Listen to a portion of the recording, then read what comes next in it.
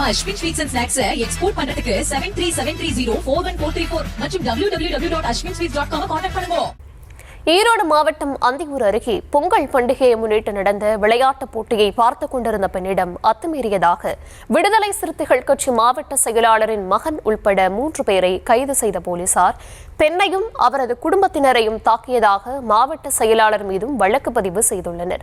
விவரங்களை தர இருக்கிறார் செய்தியாளர் ரஞ்சித். விவரங்களை வழங்கலாம்.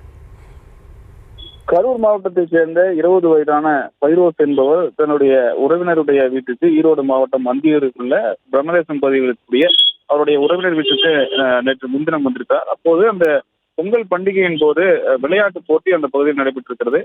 பைரோஸுடன் ஒரு இளம்பெண்ணிடம் அங்கே இருக்கக்கூடிய சில இளைஞர்கள் துப்பட்டாவை இழுத்து வன்கொடுமையில் ஈடுபட்டிருக்கிறார்கள். இதை தட்டி கேட்பதற்காக பைரோஸனுடைய உறவினர்கள் இளைஞர்களின் வீட்டுக்கு சென்று அந்த அவருடைய பெற்றோரிடம் முறையிட்டார்கள். அப்போது இரு தரப்பினருக்குள்ளும் வாக்குவாதம் ஏற்பட்டு தாக்குதலாக மாறி இருக்கின்றது. இளம்பெண்ணின் குடும்பத்தினர் சார்பாக அந்தியூர் காவல் நிலையத்தில் இது தொடர்பாக புகார் அளித்திருக்கிறார்கள். போலீசாரினுடைய விசாரணையில் ஈரோடு வடக்கு மாவட்ட விடுதலை சிறுத்தைகள் கட்சியினுடைய மாவட்ட செயலாளராக இருக்கக்கூடிய ஈஸ்வரன் என்பவருடைய மகன் நிசாந்த், அதுபோன்று தீனதயாளன், சுரேஷ் உட்பட 3 மீது போலீசார் வழக்கு பதிந்து விசாரித்து வருகிறார்கள். மேலும் பெற்றோரிடம் புகார் அளிக்க சென்ற போது விசிக மாவட்ட செயலாளரும் தாக்கியதாக புகார் அளிக்கப்பட்ட நிலையில் அவர் மீதும் போலீசார் வழக்கு பதிந்திருக்கிறார்கள். இந்த விவகாரத்தின் போது தனக்கு காயம் ஏற்பட்டதாக கூறி விசிக மாவட்ட செயலாளர் ஈஸ்வரனும் மருத்துவமனையில் அனுமதிக்கப்பட்டிருக்கிறார். இந்த விவகாரம் தொடர்பாக கைது செய்யப்பட்ட இளைஞர்களின் பெற்றோர்கள் சிலர் தங்களது புகார் மீது விசாரிக்காமல் வழக்கு பதிந்ததாக போலீசாரிடமும் வாக்குவாதத்தில் ஈடுபட்டிருக்கிறார்கள்.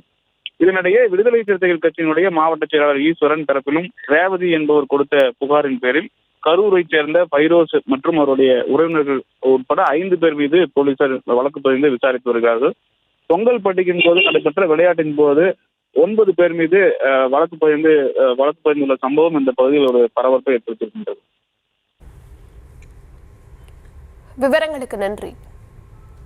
நம்ம Ashwin sweets and snacks export பண்றதுக்கு 7373041434 மற்றும் www.ashwinsweets.com கான்டாக்ட் பண்ணுங்க.